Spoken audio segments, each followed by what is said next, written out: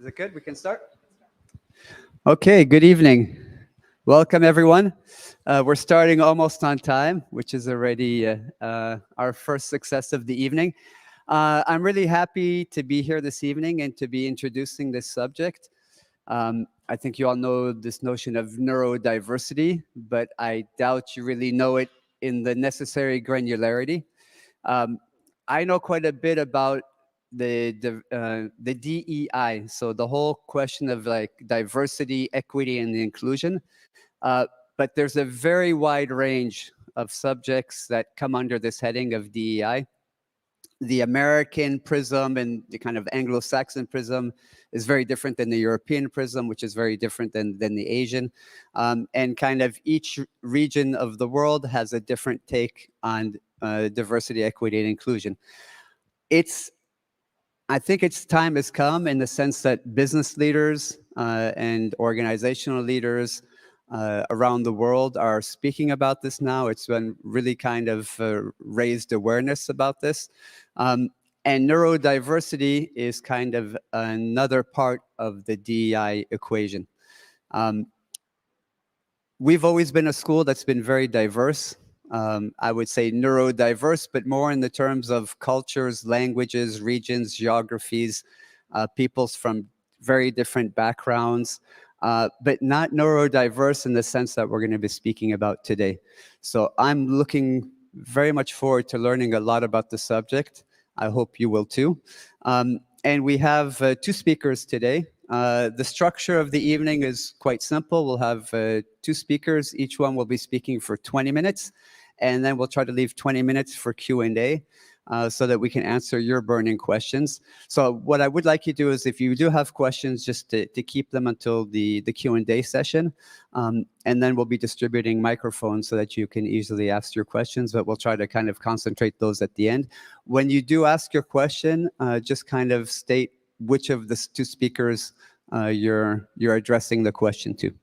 So we have two speakers. They appear right behind me. Ladies first. So it will be Sabrina Menastria who will start the evening. Let me try to do a little bit of justice to Sabrina's background. 17 years of experience. I guess one of the major ones recently was her role at Chanel Fragrance and Beauty as global head of data. She was actually compensated by during her work in that field. She was recognized as Woman of the Year in Business Analytics by UC Berkeley, which you probably know is one of the two universities with Stanford that really kind of makes the Silicon Valley tick. So that's quite significant recognition. And then interestingly enough, and much more relevant to her speaking here this evening, is in 2008, Sabrina was identified as neurodivergent.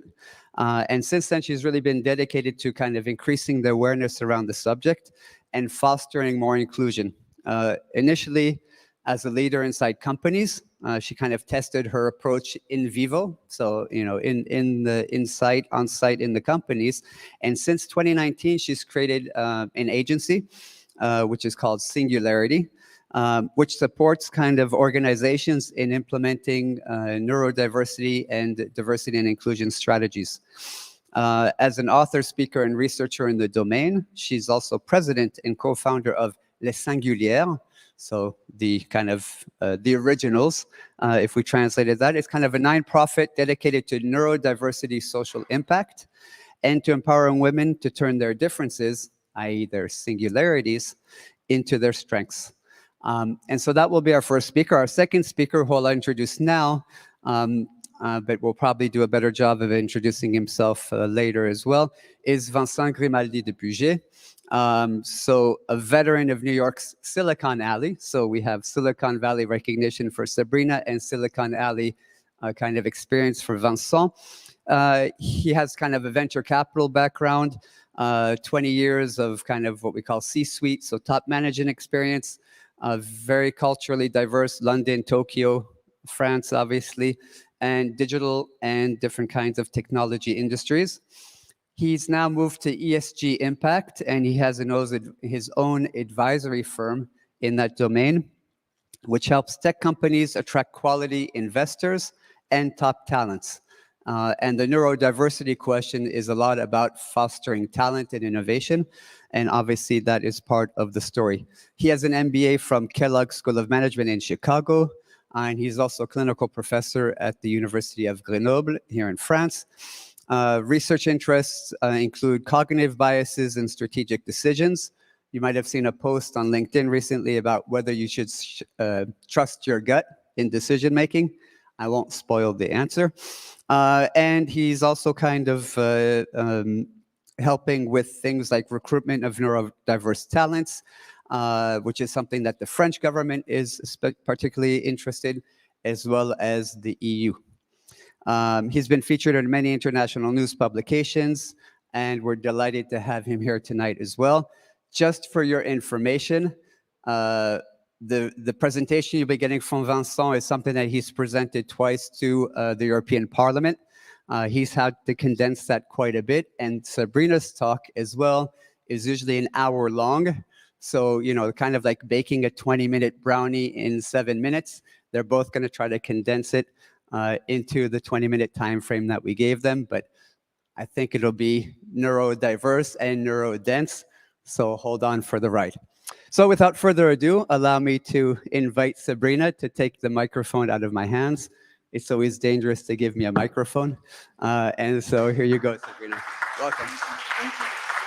Thank you, Alan. So thank you. Thanks for the introduction. I'm very happy to be here with you to share about a subject that is not really well known, is quite new, to be honest. So I will tend to have a humble approach and just keep in mind that it's being constructed right now. So there may be adjustments throughout time. So I am a woman, you know, I start with humble speech and then introduce you to this subject that is really important for me, to my heart, because I'm neurodivergent. My kids are also, my 2 boys. And what I struggled with in my life is that I always felt misunderstood. Since I remember asking myself questions was, what the hell am I doing here? And why am I struggling in being normal? So it started here as a journey. And I will share with you 5 tips, 5 insights, maybe that you will keep in mind and think about throughout time.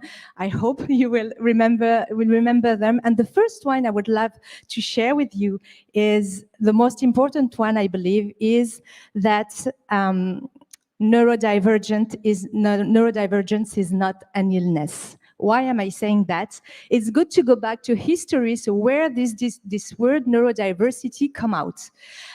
It's been coined by a woman called Judy Singer in the 90s.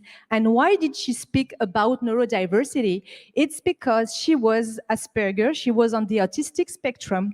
She did a thesis in sociology. And what she said was, I am not sick. I have a different hardware. That's all. I have been supported by doctors, psychiatrists, and so on. But honestly, from the bottom of my heart, I know that I am just different and I have a different brain. And this started from there. And she said, neurodiversity is like human nature, biodiversity. It's all the different brains, all the different cognitive modes that we can find in nature. So here we have neurodiversity. Every day in your life, you are facing someone that is different in his cognitive mode than yours. So it's important to understand this, because neurodivergence is a subset of neurodiversity. But it comes from that and from a will of dissociating illness and different cognitive modes. And the problem is that there's a bias today, because when you have a problem, you go to you see a psychiatrist, a psychologist, and then he tells you that you have a problem. So most of the time when we speak about neurodivergent people, what we hear is what the psychologists and psychiatrists say. So there's a small bias about addressing this subject, in fact. And what I would like to tell you about the second tip is, what we do with this bias is we look only at the tip of the iceberg. because there's a hidden part in neurodivergence that is really hidden and that we don't know because we only look at the tip of the iceberg. So let me tell you a bit more maybe about what neurodivergence is. So in few words, neurodivergence, the people that have this difference, these different cognitive modes, they experience overexcitability. What does it mean? There have been some research that have been done on that, and these people, they react, their brain, when there's a stimulation, whatever the stimulation, they perceive it very intensely, and they react in an amplified way. So what does it mean? It means that if I tell you what's the difference between a duck and, let's say, a horse, some of you will say, try and find and say, okay, I don't care. But if you have someone that has intellectual intensity, he will stay focused on any question, and he will put a lot of energy in finding the solution. He will be stimulated by this question. This is what overexcitabilities are about. And this is a real cognitive difference. And they have been raised by a psychiatrist called Kazimierz Dabrowski. In the beginning of the 20th century, he worked on that, and he worked on these different people. And what he said was that there were 5 main overexcitabilities in human nature. The first one I told you about is intellectual intensity. The second one is emotional intensity. So you may know, if you are, maybe some of you are concerned, it's about being very empathic and grabbing everybody's emotion, like a sponge. Everybody's around you, someone is not feeling good, you are feeling bad. So it doesn't belong to you, but you just grabbed this emotion and you made it yours. Creative intensity is also an overexcitability that is very important. This is a lot of energy put in lateral thinking, in creating innovative ideas, finding solutions. And creativity is something that we don't really address apart from the design industry and artistic industry, but creativity is everywhere in our lives. Then the fourth overexcitability is the sensitive.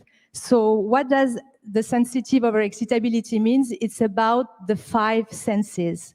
So the people that experience these overexcitabilities, they do experience life in a very, let's say, intense mode. So their sight, their smell, their taste, their hearing, their touch are very developed, and sometimes overwhelming them. What's important to understand with overexcitabilities, it's the intensity of the feeling of the person. It is very strong, and most of the time it can be overwhelming and very difficult to manage. And if there's one challenge for people that have overexcitabilities, is to be able to balance the energy and the intensity. So these are the 5 main, let's say, overexcitabilities, but in the neurodivergent community, which doesn't exist, in fact, but maybe will be created, there are different neurotypes. So I put some of them here. Maybe the list will be extended. I have to do a small disclaimer because, as you mentioned, Ellen, at the start, it really depends on the culture. It's crazy how you can see the influence of the culture in saying, this is a neurodivergence, this is not. So I did a kind of synthesis in the approach, and I put there the main ones that really, and most of them, they cover these overexcitabilities. So you have dyslexia, dysgraphia, dyscalculia, dyspraxia. Maybe you are not familiar with these terms, but dyslexia, I will just check the time if I have time to explain. Dyslexia is about a difficulty of decoding and reading, and it's about reading, but the main difficulty is about decoding text. Dysgraphia is about difficulties in writing. Dyscalculia is the same as dyslexia, but with figures. And dyspraxia is a difficulty of coordinating your body in space. ADHD, we talk a lot about that. Attention deficit hyperactivity disorder. It's difficulty to put your attention on something and to remain focused, and also a kind of impulsivity. This is both that define this neurotype. We have here high intellectual potential and highly sensitive people. Here, I have to say, for instance, that in the UK, it's not in the definition of neurodivergence. But in France, we are obsessed with HIP, I think. And this is really, the studies have shown that people that are intellectually gifted, they accumulate intellectual, creative, and emotional intensity. So it's not only about intellectual intensity, it's also about emotional and creativity. And there's something that I have to tell you also is the more overexcitabilities you have, the more difficult it is for you to adapt to the society and to interact with others. It creates a huge gap in the communication skills and interactions because you feel so different, you're so overwhelmed by this that it makes it difficult to have a conversation with someone that can understand the level of intensity that you perceive. And of course, highly sensitive people. These people, the studies showed that they were accumulating the creative intensity, the emotional one for sure, and also the sensitive one. These three main intensities. And I would say the ordinary, because we often tend to forget them. There's something about that, is that we have, in fact, usually we tend to over-adapt and we forget there is some biases in this list.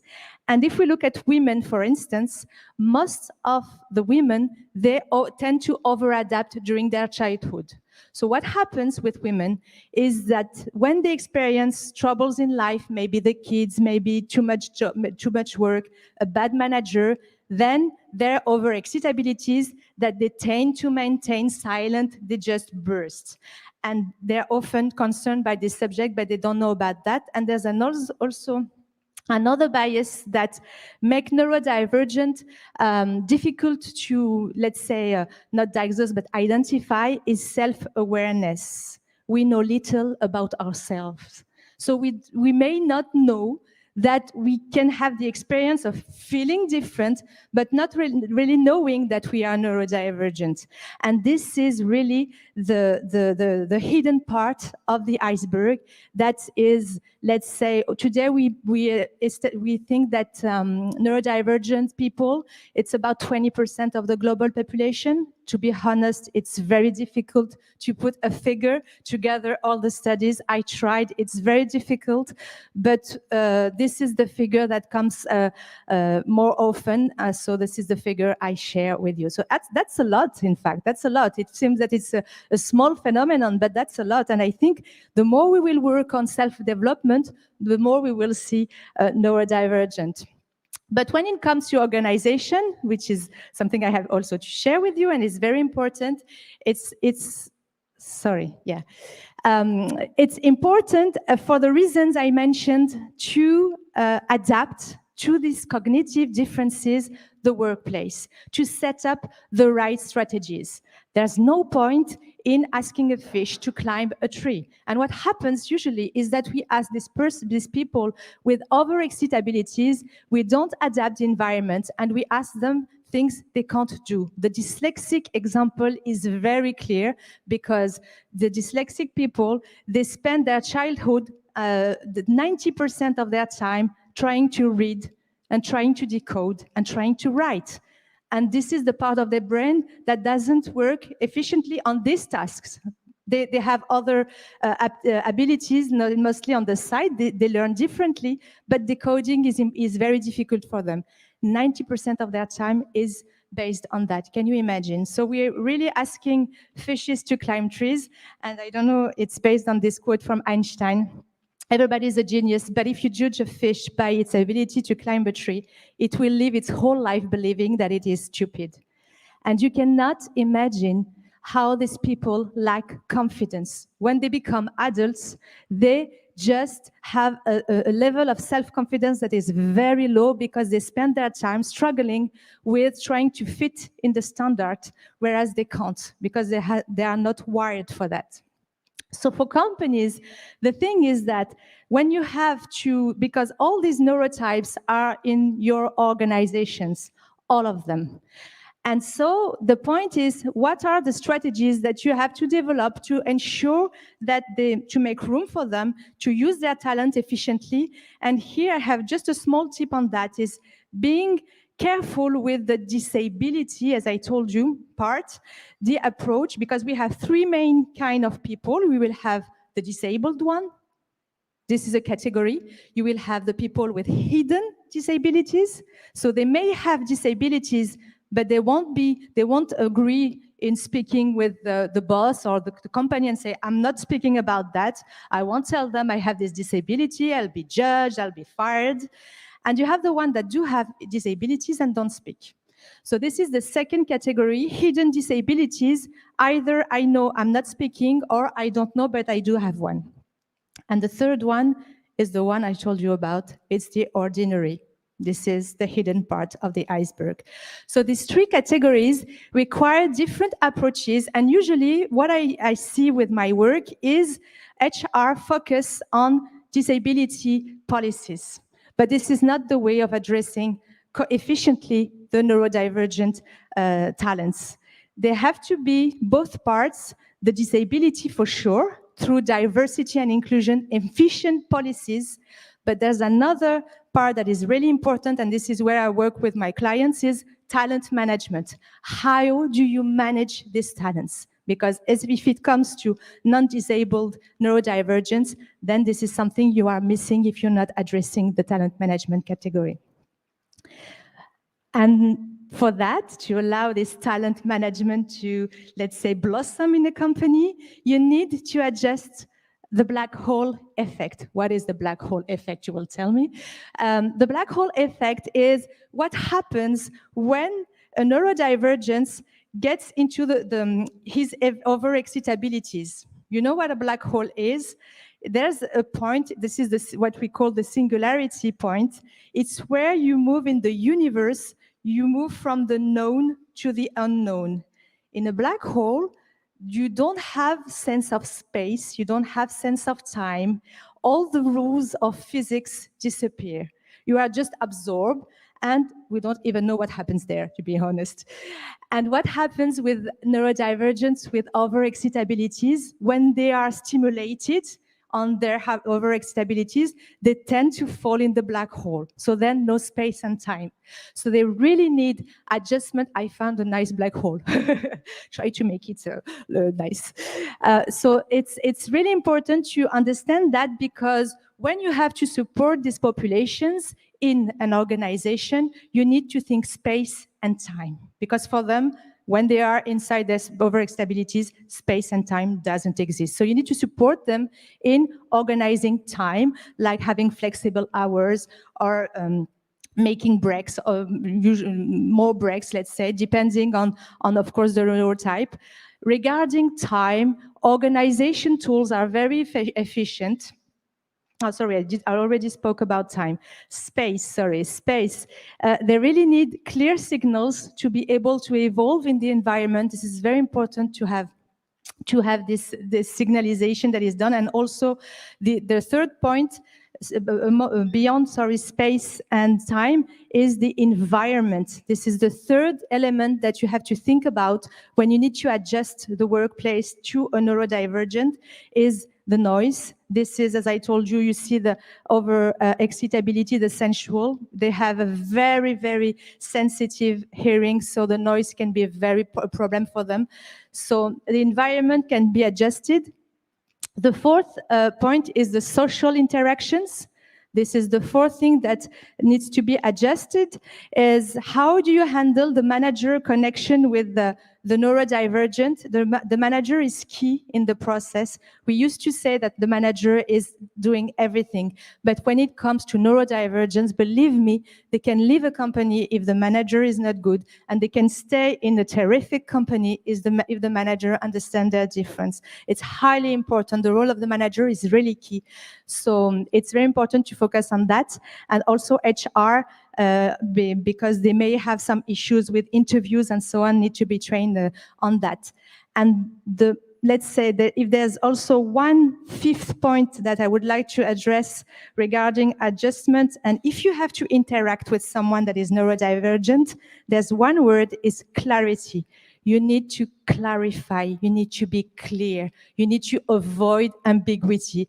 Because if you are managing ambiguity or you're not seeing something clear, they go back to the black hole and they start thinking, there are 3 options, there may be 100 options, because this is the way they are with their overall stability. So trying to be clear, precise is very important for adjusting the workplace for neurodivergent.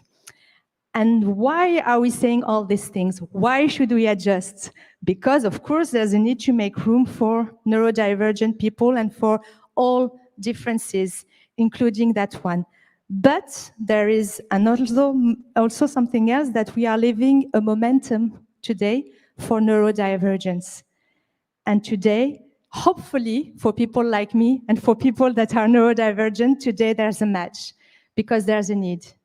And if you look at the Future of Work survey 2023, we have asked some leaders throughout the world. This is a worldwide study. 800 companies have been interviewed.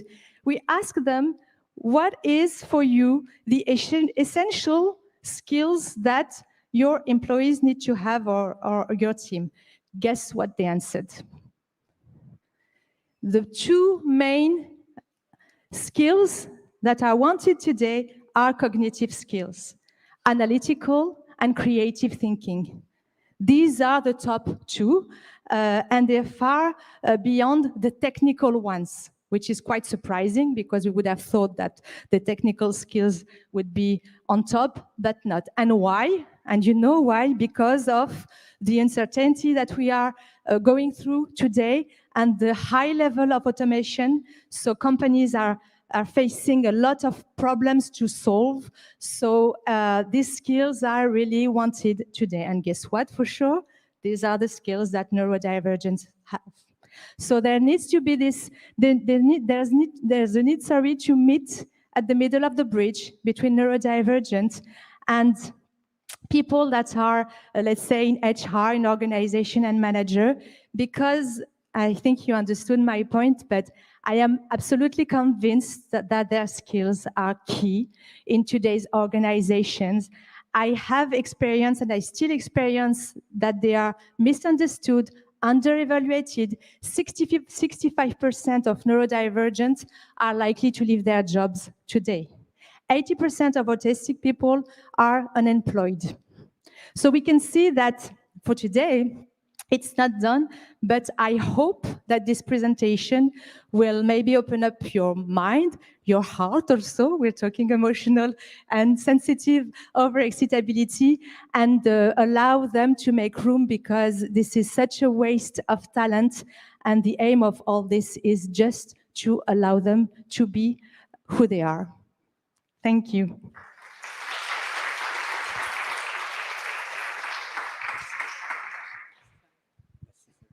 Thank you so much, Sabrina. Vincent, I'm giving you the clicker and the microphone. Already, if you want to process, process some of the questions you'll have for Sabrina as well, you have a few seconds before Vincent gets started. Vincent.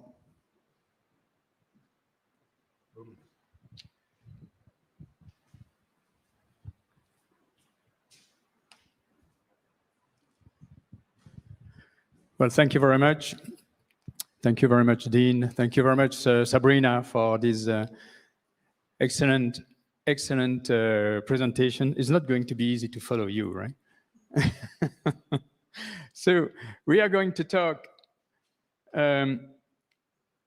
are going to talk about the recruitment of autistic people, and I called my short presentation here a scientific look, because we are going to see the state of the current research, which has evolved a lot in the last few years.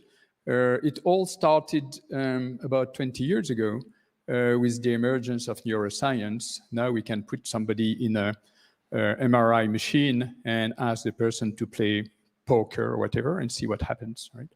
And in the last 10 years or so, a lot of progress have been made on the recruitment side in terms of better understanding what's going on in the economy.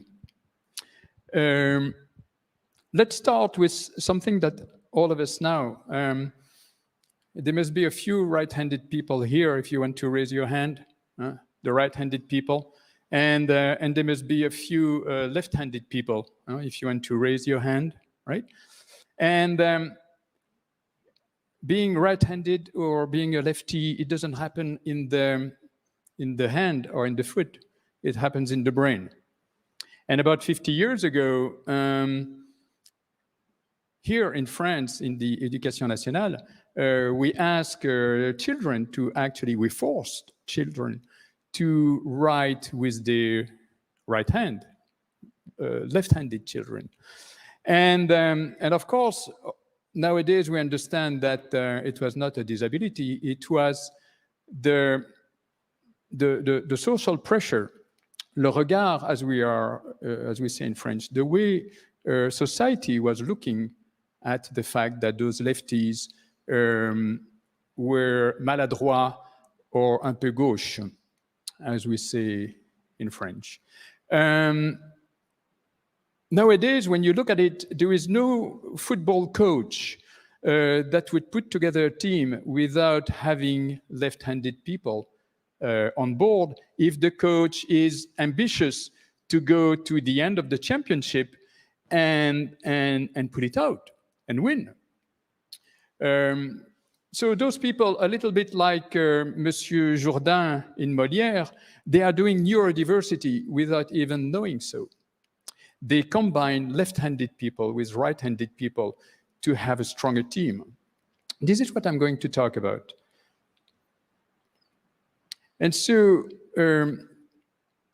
Dean Rosen talked about the fact that I spent quite a few years in Silicon Alley, and I worked in New York City. I worked there in technology with a lot, really a lot of autistic people. And at least they showed traits of autism, right? And as a matter of fact, the person that I put here on the screen, Steve Silberman, is a journalist that wrote an entire book about that because he observed exactly the same thing in Silicon Valley. When he went to interview people in their home, there were always autistic children playing around. And so he wrote a book about the fact that, hey, they all meet up in Silicon Valley. And yes, indeed,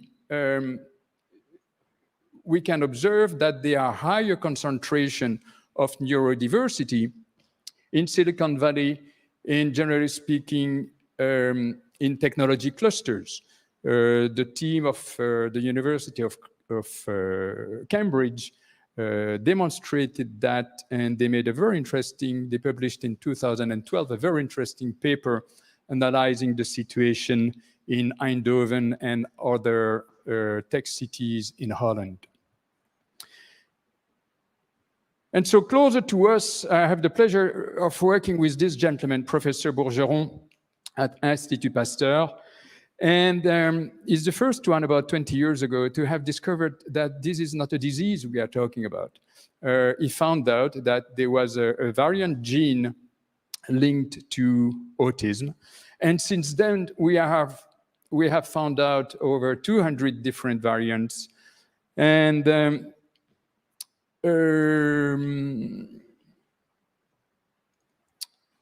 to go a little bit deeper without bothering you, to go a little bit deeper in your wonderful brain, what happens, if I may give you an example, this is an example on the beautiful brain of laboratory mice, right? But I guess it might be, we can make the right assumption that it is similar to the human brain. What happens is that all children have many more neurons than we do. And what happens when they turn in their teen age is that there is a synaptic pruning. There is a pruning where all the synapses and neurons that have not been stimulated are actually eliminated. You can tell if you are French and you haven't studied English at an early age and you try to pronounce the TH. It's very hard to pronounce for us. We don't have those neurons anymore. They have been eliminated. What we can observe is that with autistic people, the research of Dr. Tang at Columbia University shows that that phenomenon doesn't happen in the same way with autistic people, and they keep much more synapses, much more connections than ordinary people. And those connections, Dr. Tang shows that here on your right, they are more woolly in appearance, whereas the ordinary axon is more like a nylon fiber. And so you realize that things are very different in the brain of some people around us. However, it shouldn't be seen as us versus them. As far as the human species is concerned, we are a very large team of 8 billion people.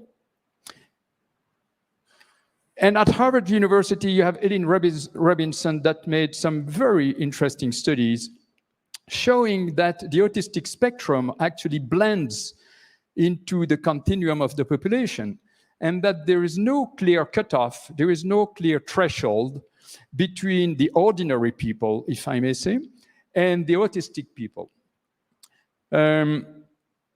What she observed, now that we understand that it is inherited from our parents and grandparents, what she observed is that social charm, empathy, and the ability to make friends, those traits are actually related to so-called autistic variants in the ordinary population.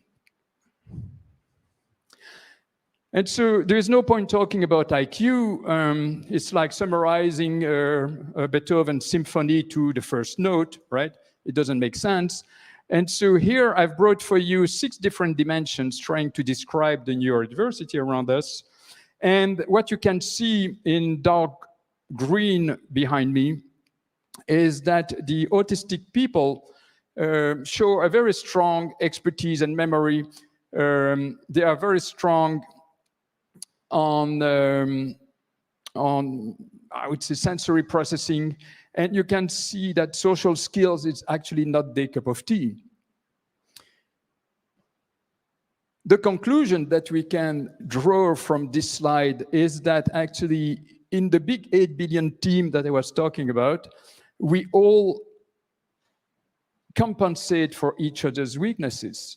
We are a gregarious social animal, and we hunt in pack, a little bit like wolves or dolphins.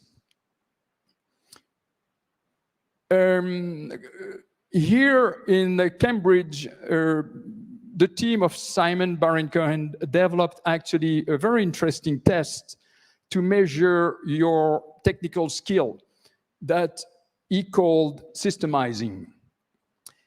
And this is just an example of the test. There are a few dozens of those, of course. And what he found out is that Asperger's, what we used to call Asperger's, that we call autism spectrum condition nowadays, they do much better on this kind of test than the control groups. You can see when you look at the scale here, that is like 50% above. So they are good at systemizing, they are good for technical stuff, but not only that, generally speaking, they are caring, sensitive people, they are loyal friends, they are good listeners. Generally speaking, they are good people to have around. And when everyone gathers around the coffee machine, well, you can count on them to make it work. So how many people are we talking about? It is a lot, and the figures are staggering, as Sabrina was alluding to. The size is, of course, heavily debated. The cutoff rate here, according to official websites here in France, at 1% of prevalence in the population, it would be about 360,000 adults in working age, what we are talking about today. A few days ago, I was talking about I was talking with a gentleman called Tony Atwood, who comes from Australia. He's an expert in that field. He advises a rate of 2.5% in the world, and that would be over 900,000 adults with autism in France. And if you go and take the highest rate in the US, which is in Massachusetts, it's over 4% of male adults, and it would be nearly 1.5 million adults concerned here in France. So you realize that the numbers are staggering. And so you are going to say, well, what happens to them as far as job hunting is concerned? Well, it's a big concern for the UN. The overall majority of individuals with autism is still unemployed, said the Secretary General of the UN. And when we look at the figures here for France, whereas those guys have great skills to bring, 82% of them are either unemployed or underemployed. 82%, those are the official figures here in France. And so the reason, I think you understand it very well, it's basically social projection. Who is the person that we like the most? Well, it's somebody like us, right? This is just normal. And when you are the recruiter and you have to interview an autistic person, that person is like an alien from Mars sitting in front of you. That person is extremely difficult to assess. And so a colleague is going to ask you, hey, how was the candidate that you interviewed this morning? Well, he was awkward, huh? He was really bizarre. If you think that the candidate was really bizarre, well, you are going to choose another one.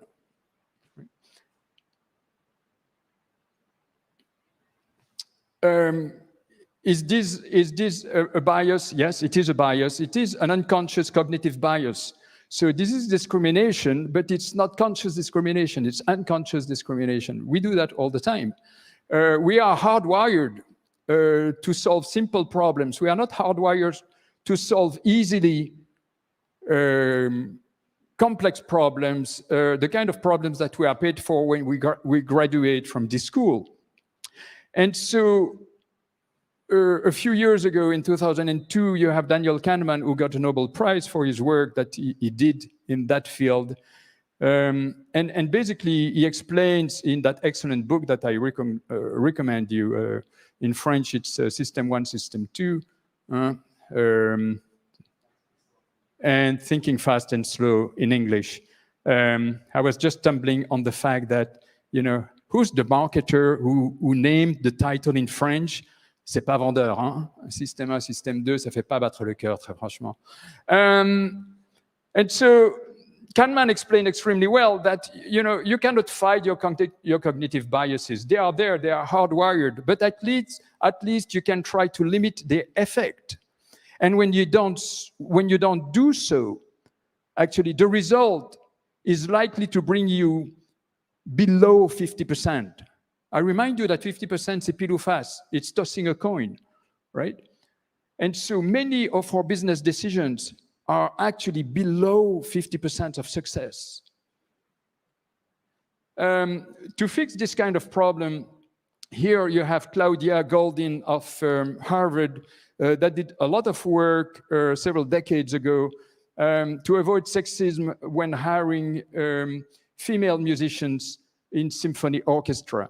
And so the solution was to put a screen that you don't see very well right in the middle here of the screen behind me, in the middle of the slide. There is a screen there. And actually the jury cannot see the musician. And you see that the musician is on the carpet, so they cannot even hear if they have high heels or not.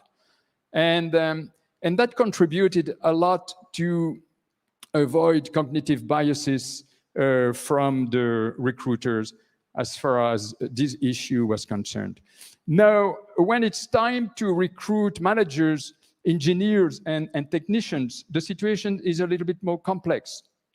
And Lauren Rivera did a lot of studies on this. She works at Northwestern University, which is my alma mater in Chicago. And she explains very well that to succeed in a job interview, it depends on your ability, one, of course, to communicate your qualifications, but two, to appear friendly, pleasant, and collegial with the recruiter, which is not exactly, as you've seen, it's not a strong point for autistic people that happen to be actually very good engineers, technicians, and so on and so forth. Here, Noah Sasson of the University of Texas explains very well that the problem of autistic people, I mean, among the problems of autistic people, is that when they show up in the interview, they go straight to the point, no small talk, no breaking the ice. They think thoroughly before answering the questions, sometimes even leaving a long silence that is not going to be comfortable for the recruiter. They provide long and detailed answers. They speak a written, Shakespearean language. Very little eye contact with the recruiter, a vocal, a monotone way of talking, little body language, a straight face, no smile. And basically, they are hard to read. And the conclusion of Sasson is that for the unfamiliar observer, the candidate with autism is qualified as awkward after just a few seconds. And it doesn't stop there. The problem, according to Daniel Kahneman, is that autistic people, they tend to create a very negative first impression. And not only that first impression is negative, but the recruiter is going to be also driven by what we call the confirmation bias, meaning that the brain is a little bit vicious there and is going to suggest all the wrong questions to the interviewer.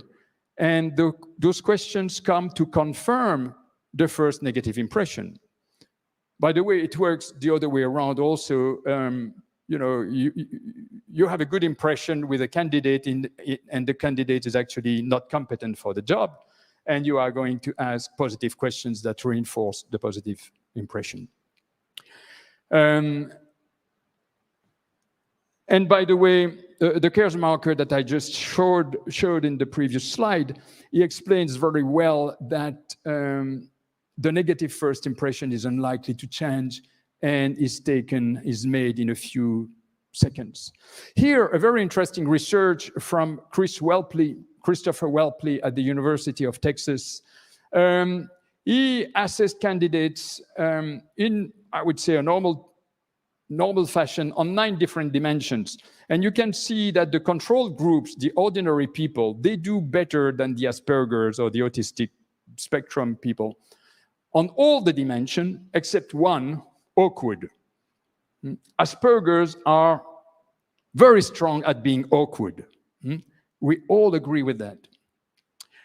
Where this research is interesting is that he thought, well, what if we ask the recruiters to assess those candidates without seeing the candidate, right? And here, without visual cues, you see that everything is reversed. The candidates are actually extremely competent, but they were poorly assessed by face-to-face interviews. And so the conclusion of Chris Welpley is that employers who base hiring decision on face-to-face interviews may actually reject the best candidate for the job, particularly when it's technical jobs not requiring strong social skills. I'm going to skip on this one just to let you know that Microsoft has developed a neurodiversity hiring program when they actually spent 4 days working with the candidates to make sure that they are relaxed, they are not stressed, and they can really perform at their best. And so they don't want to put the candidates in a situation to be good at passing recruiting interviews. They want them to be good at the job, which is not passing interviews, right? And so they have developed a particular program to recruit autistic coders. And closer to us, there is a German SAP that has done the same thing. They were among the first ones to do it here in Europe. And they have developed the Autism at Work program that is now renamed the Neurodiversity at Work program. They are trying to reform all their processes. Many companies are following up. The largest corporations, of course, are leaders, but you can see that they are in all fields, not just technology. And I've talked a lot about recruitment here, but the inclusion is also absolutely paramount. It's really super important for everybody to have a job coach when they enter into a new company. What is the cost for employer? There is no cost for employer. It's highly profitable to be neurodiverse. You have productivity gains, you have improved financial results, and you have improved, of course, social image. And so allow me, before my conclusion, to put a few words in the mouth of Sir Anthony Hopkins. He received 2 Oscars, and in 2017, he announced that he was on the autistic spectrum, and he says it's a great gift, actually. Here, this gentleman was the number 2 at the British Navy, and he told me he was given the number 1 position. He didn't accept it because it was too political. But his employer knew that he was actually Asperger. He was on the autistic spectrum. And he made it public in 2021 before going on retirement. And he stresses that autistic people, they are already there. We shouldn't fear hiring them, recruiting them. They are already there in the organization, but they hide. And if they hide, they don't blossom, as you were saying. They don't show their best. They don't dare. And last but not least, Elon Musk actually didn't plan on creating PayPal, Tesla, or SpaceX. He said, when I was a young engineer, I wanted to find a job, but nobody wanted to hire me. And he declared in front of millions of TV viewers in 2021 that he was on the autistic spectrum. So in conclusion, I would like to share with you my views of public service and civil action. And since I'm here, I would like you to reconsider your own position and the real influence that you have on people around you, the influence that you have on your parents, on your children, your friends, your colleagues. You are better, stronger, more influential than you believe. You have a dream. I have a dream too. We all have a dream. We have the dream to live together and to make the world a better place. So please tell your business colleague to join us. Tell them that they are part of a vast human neurodiversity. Autistic people also are part of this neurodiversity, and obviously we should recruit them. There is nothing to fear. They are already around us. But they hide, they do not contribute their full potential. So let's not hide behind excuses. The real question to ask is simple. When are we going to do it? When are we going to be ambitious? Next year, tomorrow, or are we going to start today? Thank you very much.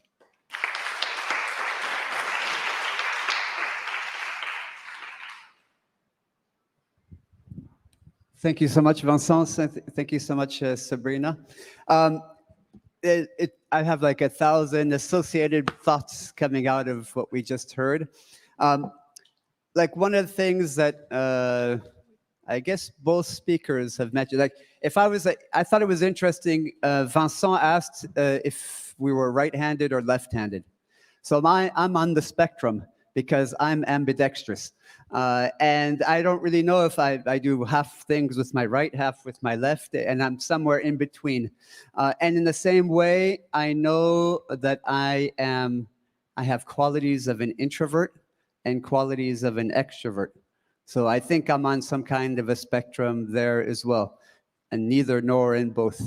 And I think part of what Vincent and Sabrina are trying to advance today is this kind of self-awareness on one hand and recognition, other awareness, that we're all on the spectrum in basically everything. And there is no cutoff point that can be medically decided. On this side, you're autistic. On this side, you just concentrate very well. And so I think this is really interesting, is that this kind of agenda is being brought forward, raising our awareness to these issues. One of the things that I found interesting in talking about maybe making a connection Silicon Valley, but even like Vincent's companies that he gave us, were mostly Anglo-Saxon. There was Australia, there was a little bit of Germany, US, Australia. And one of the things that explains the Silicon Valley success compared to European success, I was heard explained to me as saying, in Silicon Valley, people recruit for your strengths. And we saw that neurodivergence and neurodivergent people all have very strong strengths. While in Europe, we try to recruit for the lack of visible weaknesses. And neurodivergent people, once again, have very visible weaknesses. And so this is probably something that we have to improve in Europe, and we have to kind of start recruiting for the strengths, be more acceptable of those weaknesses. And I think you're already both very much for kind of bringing that to the fore and clarifying those ideas. We have a microphone. We have Mona Lisa walking with a microphone. If you would be so kind, anybody who has a question, if you could raise a hand. And when you do ask, if it's for one speaker in particular, just let us know who you would like to address the question to. Please. Hello, thank you very much for this presentation. That was heart and mind nourishing.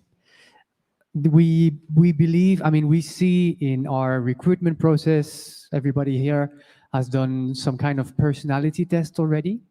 And I was wondering if, you know, what kind of personality tests, to what extent they are used to actually detect or map neurodiversity in an organization. I think maybe Sabrina, you could take this question. And I have another one. It's about the biases that you were mentioning, Vincent. If we have so many biases, why don't we let AI and machines run L&D and HR? Thank you for the question. It's true that the personality tests, what they assess, if I take the example of the MBTI, which is a test that I better know, there are 16 personalities, and they cover all the cognitive differences. So there's no difference, you know, in the neurodivergent population and, let's say, the non-divergent population. These tests, depending on the kind of tests, they don't handle the level of intensity. So when you go to the neurodivergent community, for instance, you can see that they all cover the 16 profiles. You find all these profiles. So they're all as neurodivergent as the rest of the population, as different, let's say, the difference of personality.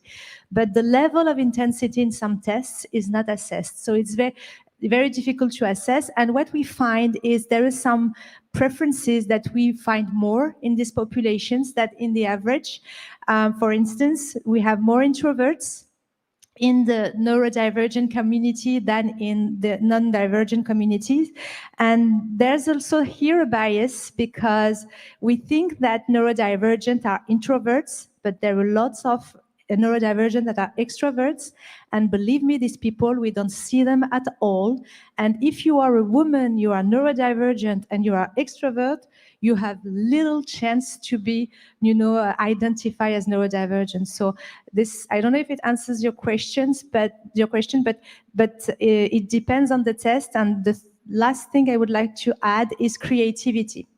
Creativity is assessed, the leadership, the drive, in some of the tests and not in all of the tests. So in some of them, you may find some traits that you find in the neurodivergent profiles that can be assessed through these tests. But for today, there aren't too many tests to assess this overexcitability. There's one called the OEQ2. I never managed to pronounce it. It's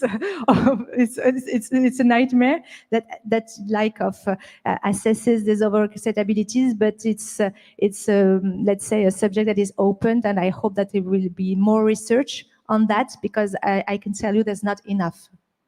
I don't know if it answers your questions. Thank you. You've noticed that the presentation that I made to you is entirely based on science, and so I don't have a personality test or any personality test to advise you, because I'm not an expert in testing. I'm not an expert in that field.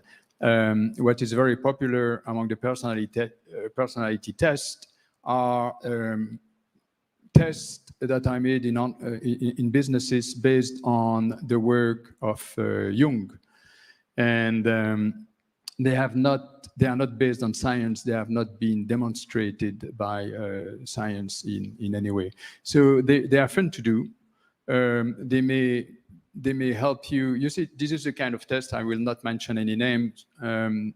But it's the kind of test where you have different dimensions, such as introvert, extrovert, right? And they are interesting, they are fun to do. They may help you better understand each other, at least to talk about it, and talking about it is good. But you should know that it's not proven science. Now you talked about the AI. Yes, why not? You know, I like to say that before studying artificial intelligence, it's more important to study the natural stupidity of humans.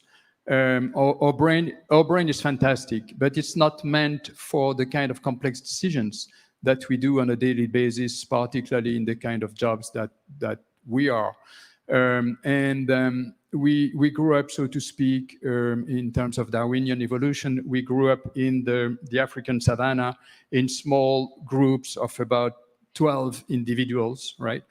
Just like a wolf pack or dolphins, right? Dolphins, it's even bigger than that, actually. And look, here we are like 8 million people in the grand Paris area, right? And we are 67 million people in France. And so this is not the kind of thing for which we are hardwired to make easy, fast decisions. And this is the gut feeling that we were talking about, right? And so we have to be very, very cognizant and very cognizant of that. And so yes, we should use more artificial intelligence to help us. Medical doctors already do that, but they have a very quick return on experience, right? In terms of when you go and see your doctor, you are alive, and if they lose you, it's binary, it's 0 or 1, and so it's measurable, and so they don't want to lose patients. In recruitment, for instance, professional recruiters, they don't work with the people they have recruited, so there is very little return on experience. So you can be a recruiter for 20 years and without realizing or without being able to measure if you are a good recruiter or not, right? Whereas in a small business, after 20 years of recruiting people, you see if you are right or not because you work with them on a daily basis. You have a return on experience, right? So artificial intelligence can help in any complex decision, whether it is in the legal system pour les magistrats, for judges, whether for doctors, whether for recruiters. And the problem, of course, is that there is a strong resistance to change because it takes the humanity out of the decision, but the humanity, when you study it, actually is flawed. That's a problem. If Another I just question. can, sorry, just one, sorry, one thing, just to precise what you said. I think it's important to have this precision because you said these tests are not science. I think it's interesting to precise that what you mean with this test, because the test of Jung you mentioned is the MBTI I was mentioning because it's only based on Jung's work. And this is why this is the only one I focus on. But apart from that, this is psychometry. You mean it's about measuring cognitive, let's say, cognitive behaviors and answers of people. And what you mean with science, but it is measurement. And today there's a word we speak science, we put science everywhere. As long as there's a measurement that is being done, we say it's science. So all these tests are proven scientifically based on measurements, psychometry. This is another science that was born with the IQ test. Thanks to, in France, psychometry has been invented in France at the beginning of the 20th century, measuring cognitive behaviors. It was new. So the difference that you put in science is more about biological, neurological. This is what you mean between, this is not science because this is measurement of cognitive difference. Just to precise this point, because I think that if people say it's not proven scientifically, all the psychologists would say, we have proven that with psychometry. I'll qualify that I just said. It's based on theories that have not been proven yet. No. Maybe just another point is like, cognitive measurement. Okay. So there's, authors like Fanny Nussbaum and others in France. Herself, she's a psychiatrist who've done people are developing tests for the different areas of neurodivergence. So there are specific tests she does one, she has a book called Philocognitif.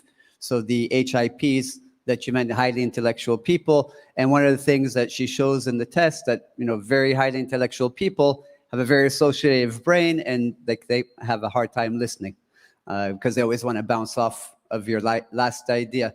But there are very many tests, but there's not one like the MBTI that can actually really clearly identify for the moment. But the different aspects can be identified, but it goes back to what Sabrina was saying, the self-awareness, when you realize that maybe you are in one of those categories, you can go get tested for it.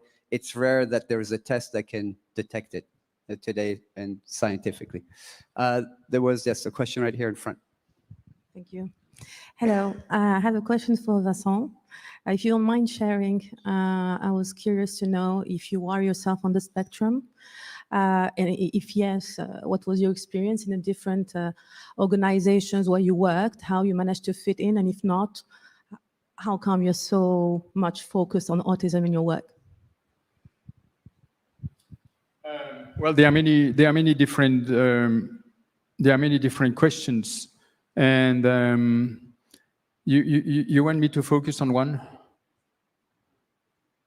You want me to focus on I was just curious to know if you are yourself on the spectrum, and if you can share maybe what was your experience as a professional in different organizations, because we were talking about neurodivergence in the workplace, and if not, because you might not be, and okay. Except if you don't like to share this information, and if you're not, I mean, how come you're focused? How come you work on this field, which is very particular? Yes, well, there is when you think about the nation, when you think about Europe, when you think about our collective competitiveness, right? We clearly, Europe is, in terms of momentum, is lagging behind the dynamism of the American nation and now China that has waken up, right? We are really getting far behind. And so my view is that we need to do things differently. We need a paradigm shift. We need to do things differently than before. And there is no correlation between the traditional way of recruiting that almost everybody does, almost, not not always. There is no correlation between the face-to-face interview process and the performance at work. And nevertheless, we keep doing it. So we need a paradigm shift to dramatically change the way we work in any kind of organization. I focus on private businesses because I understand that well, but it's the same for the state, for les associations, for hospitals. And this is what drives me the most. And so when you go into the nitty details of it, you are going to realize it's a win-win-win situation. So it's a win situation for the competitiveness of the nation. It's a win situation for the person concerned. That was you put the guy off a pension that he was receiving from the state, right? And he becomes a taxpayer, and so which is positive for Bercy and the state. So it's a win-win-win situation that can actually be fixed fairly easily. I didn't dive into how to fix cognitive biases. I needed another 15 minutes to do that, but no need for artificial intelligence, right? In 15 minutes, I can tell you how to get to 60% success in terms of recruitment, right?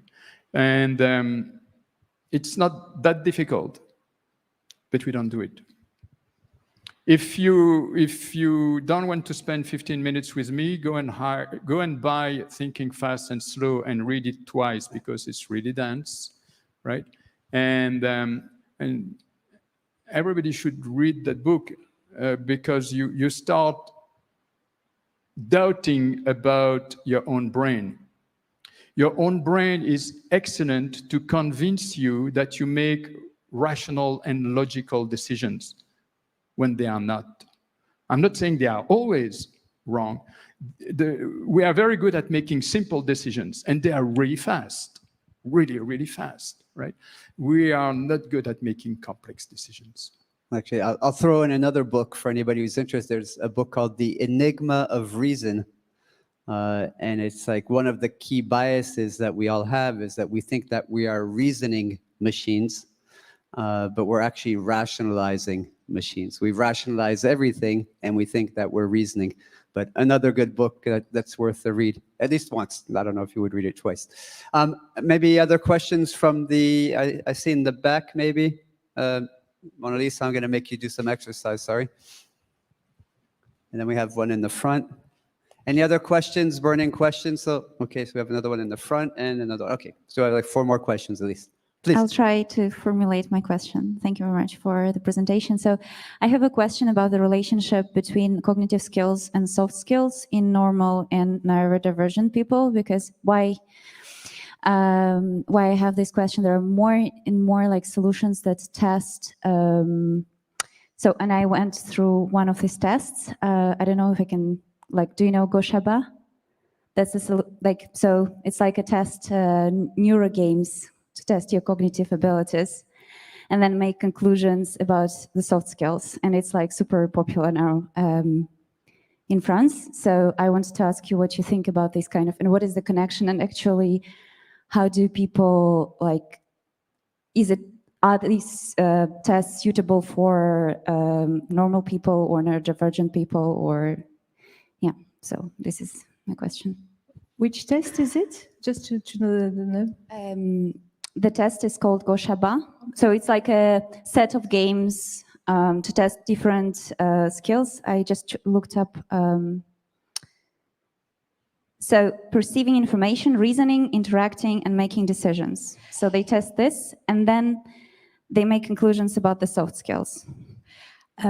We have to be very cautious with the tests. Honestly, there's a kind of, it's becoming viral, all these tests. I don't know this one, but there are so many. It's like, guess your IQ in 5 minutes online, and it's not this one, but there's a kind of virality in tests. But what these tests say, that's very important to see that. is they are a kind of mirror of who you are. That's very important. A machine cannot really assess, and this is why most of the tests require, let's say, an external point of view. But what you get out of this test is, who am I?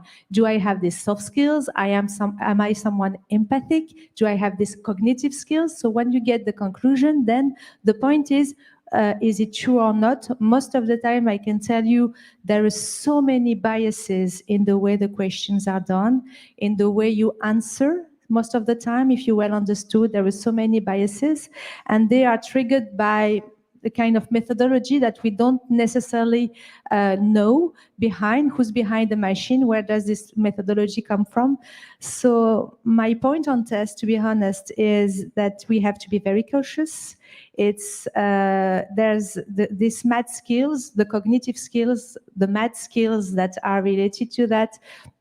There's also a part of personal awareness that needs to be, that is interested to know, is when you hear someone, and this is for me very important, someone tells you are when you feel that someone tells you being empathic, this is being empathic, and you have 100 people, 1,000 people that explain the same thing about the same subject.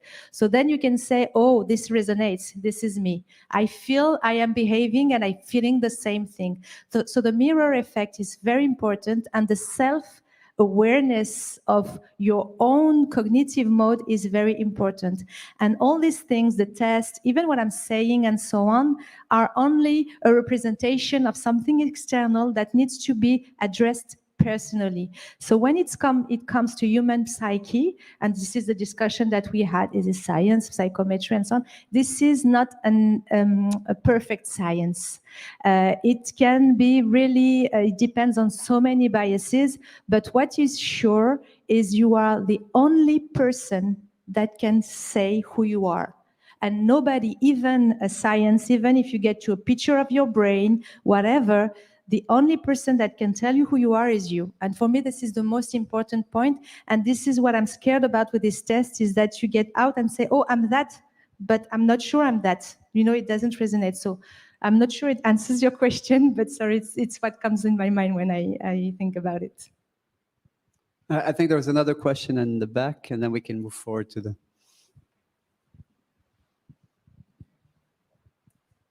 Thank you. Good evening. I work in talent management, and I wanted to know which type of actions have you put in place in some organization, and what are the results, maybe, because I know that it's a sensitive topic for some organization, and yeah, that's my question. I missed the beginning of your question. Sorry about that. I was asking about some concrete actions that have been put in place in the organization that you've supported so far.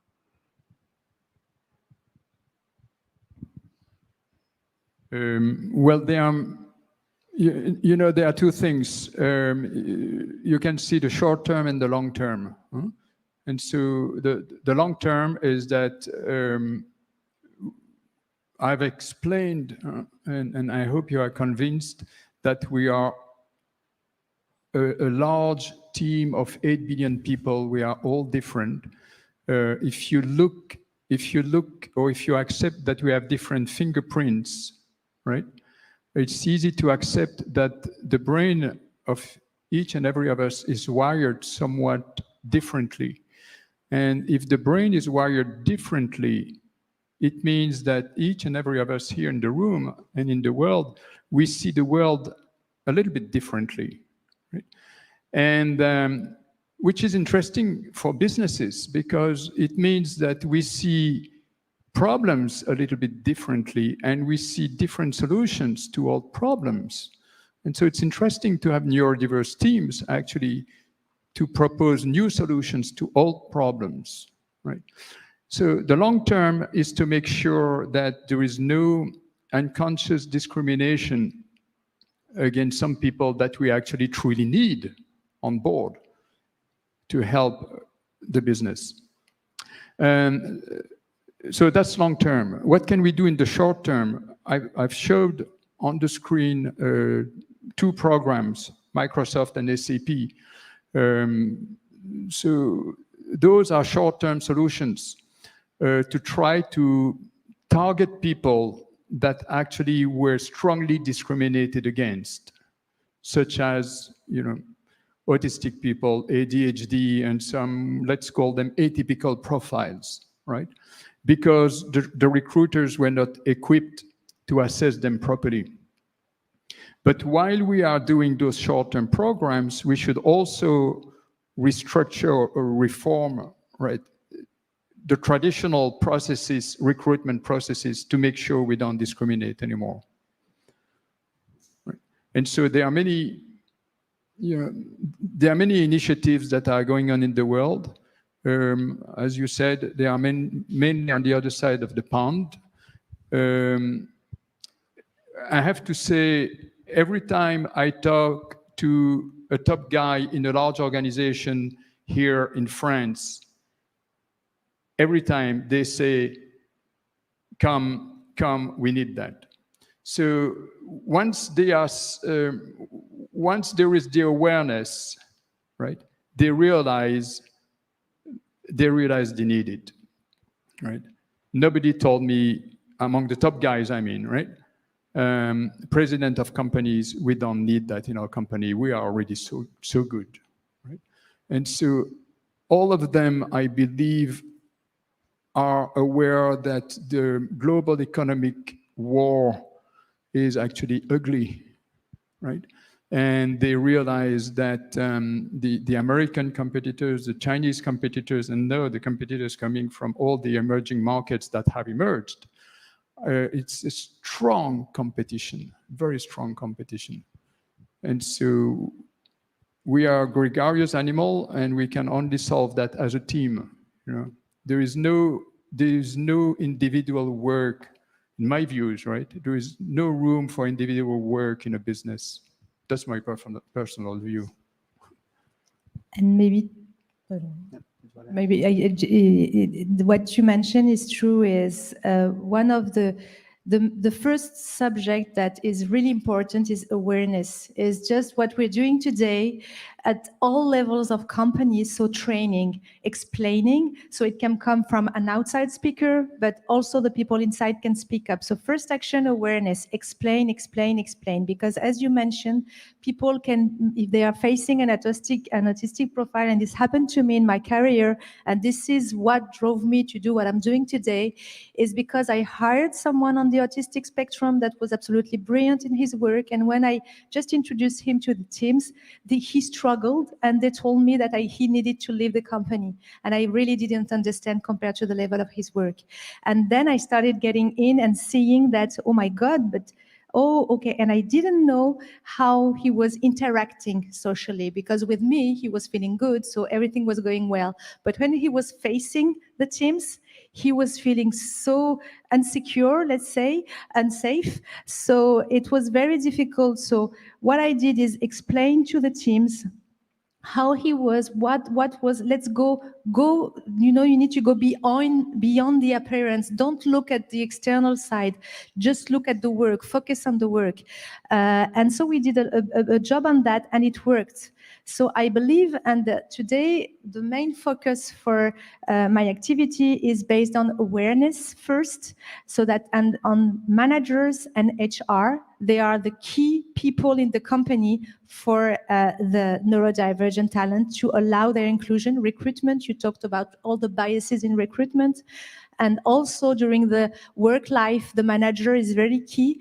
And we didn't speak about mental conditions, mental health conditions, but this is a population that is very sensitive to mental health conditions. So it's very important to be trained and to understand the do's and don'ts mostly. And then, of course, the other actions that can be taken is the ones that are more about the inclusion, about having the safe environment psychologically, but also an environment that allows the talent to feel, let's say, good, and adaptability. And this is something that goes after. And what we do also is recruiting this is something that we do. It's easier to do that in the UK than in France, to recruit neurodivergent. Because to have a program saying, okay, let's look at them, and the recruitment process, and they go to a path. They have an accelerator path for some of them. They are taken into consideration since the entry point and during their whole life career. And you can see there's we have quite a big success on that. And the thing about that is there is always a mentor in the company for the person. And the way, because we didn't speak that much about emotions, but I'm sorry, we are human beings, we are very rational, but you said that there were so many biases that were taken when we're taking decisions, but we are full of emotions, and most of our decisions are irrational, as you said. So this part is also something very important because of this emotional intensity. They can be very sensitive.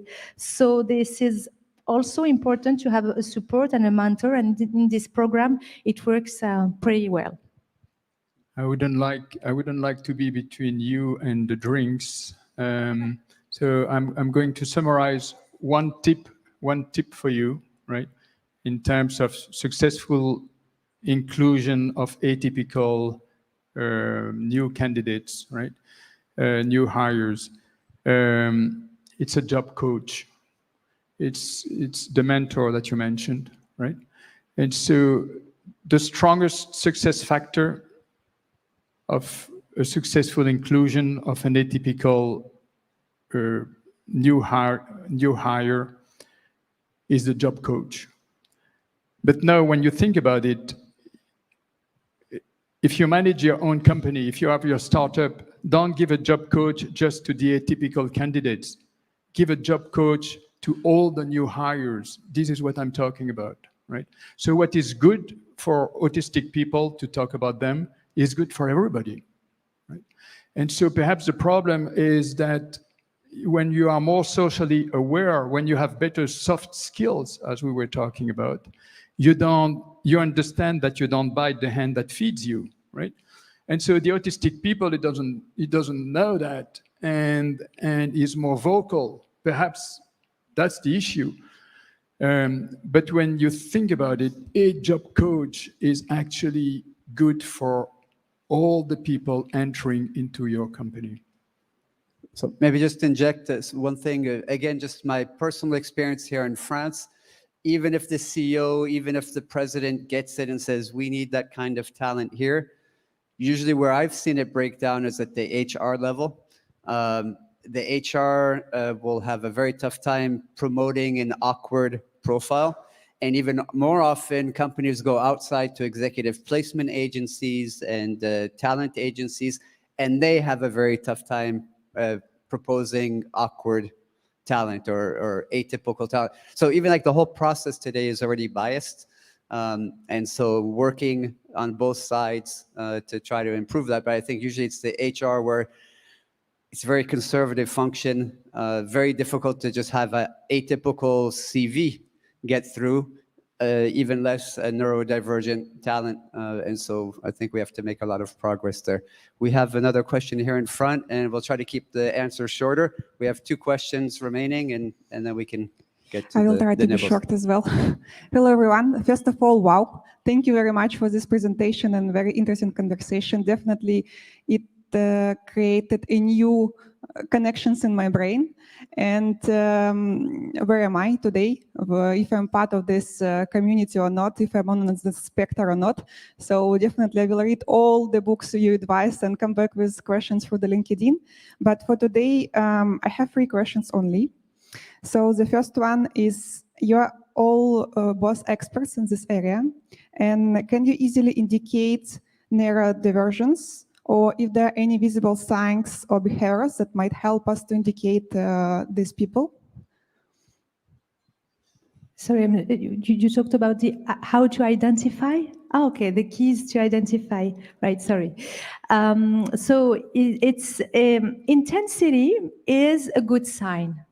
but not always, because it can be really hidden inside. So, and intensity is not about showing off.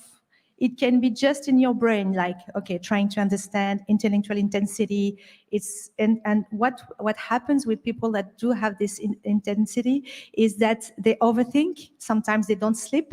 They end up without sleeping, and it can go very far because there's no way they can stop thinking. So they need to have approaches to stop thinking. So just to tell that intensity can be internally experienced, so very difficult to identify, but there's a way for the intellectual intensity to be identified as questions. People asking questions, because they need to understand. So even if they are very introverts, they just kind of, okay, it's going very fast there, but they need elements to feed their thing. So questions, if you're questioning, I remember someone one day told me, oh, you know, you are always challenging me. And I was like, I never tried to challenge you at all in my life. What's the point? Oh, yes, you're always challenging me. And so many people told me that. And I thought, I have never done that.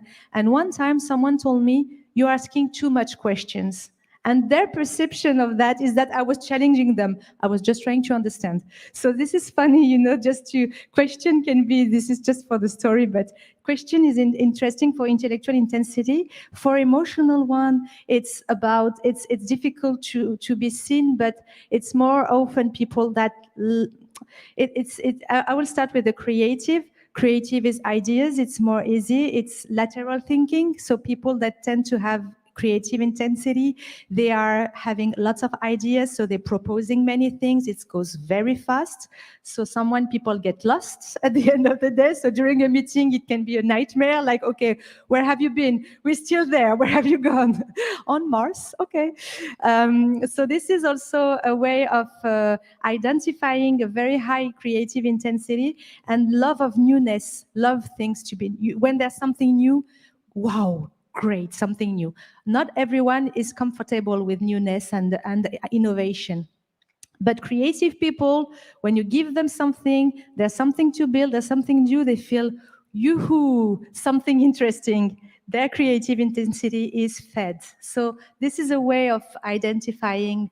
I'm just trying to cover all.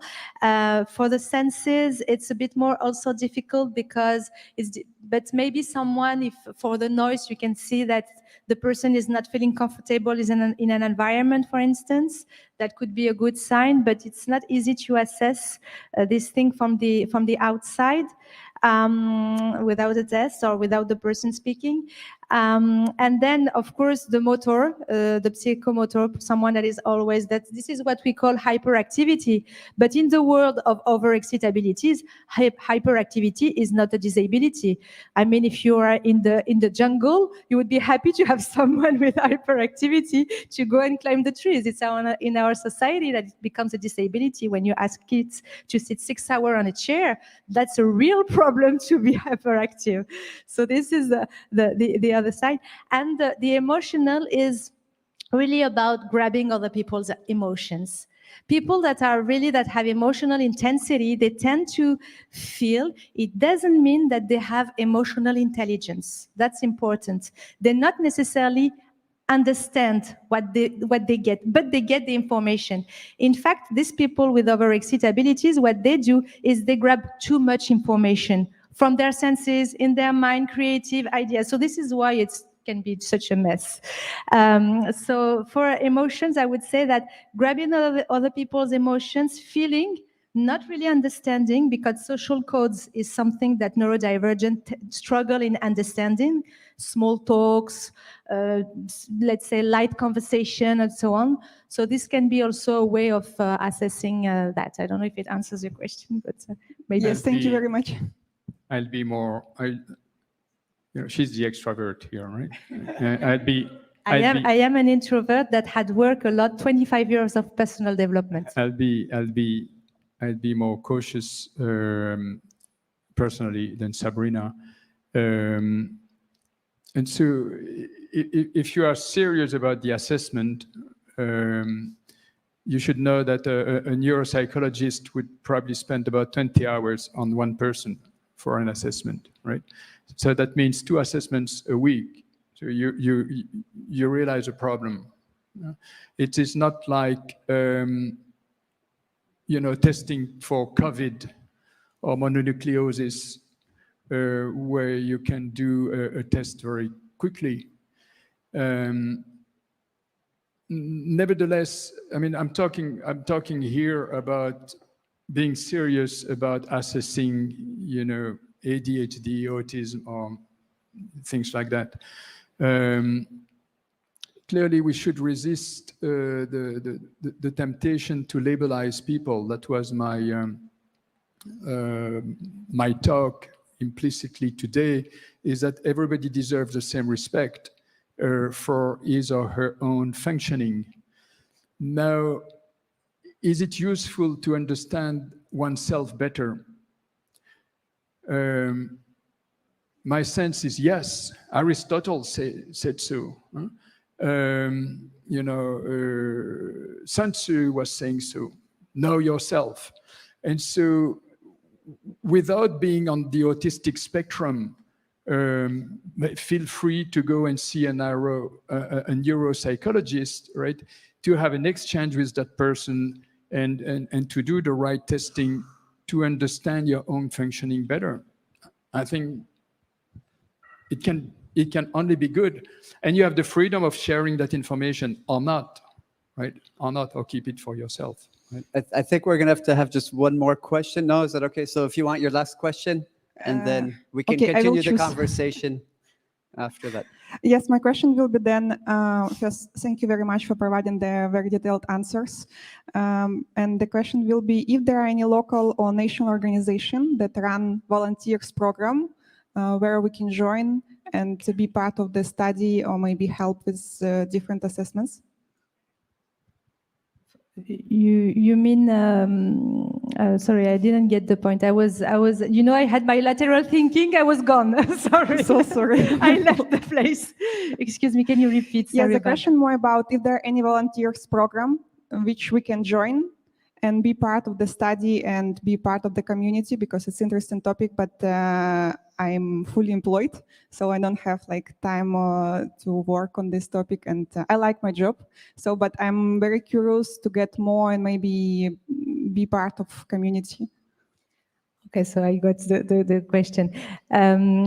We have, as I told you, we created, and there's here a co-founder of Les Singulières, which is an association that gathers neurodivergent, but ordinary with disabilities. We don't really care, to be honest. Everyone, is living its own difference.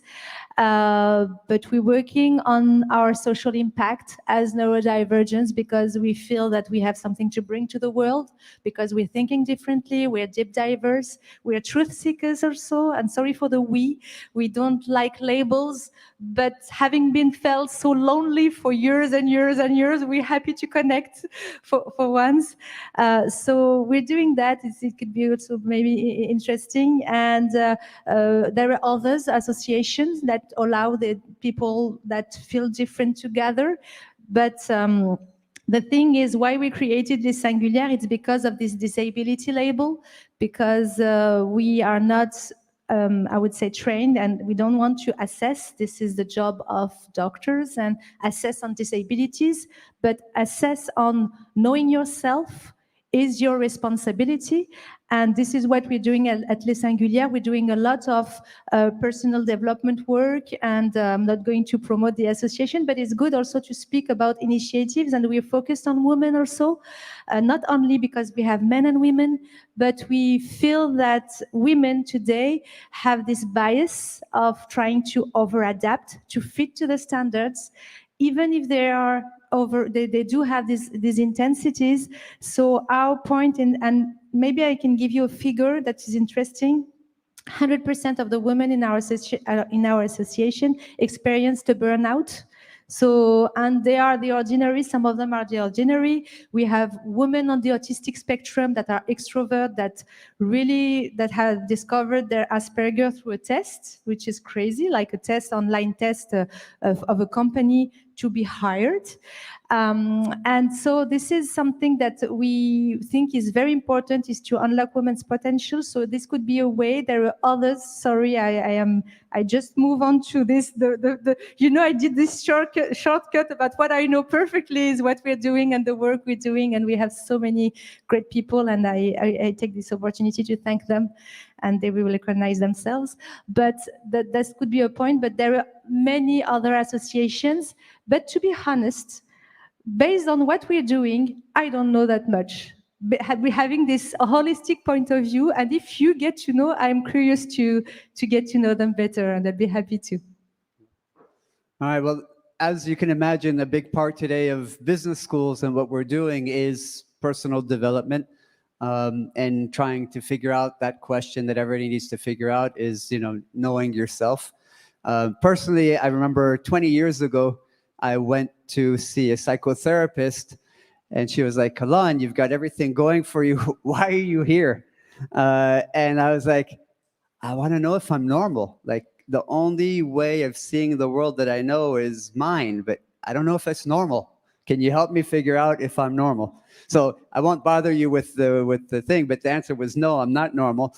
But it was actually the first step, I guess, and I think everybody has to take that step. And when we realize that none of us is normal and none of us is ordinary, despite that being a category, it makes us, I think, all very naturally much more willing to be inclusive, to seek out people. I find people who are often socially awkward or say the wrong things. To me, that's there's a clue there that maybe this person is wired a little bit differently.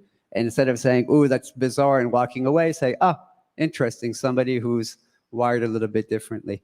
But once again, I want to thank you all for being here. I want to thank Sabrina and Vincent for a wonderful talk. We have just one last thing.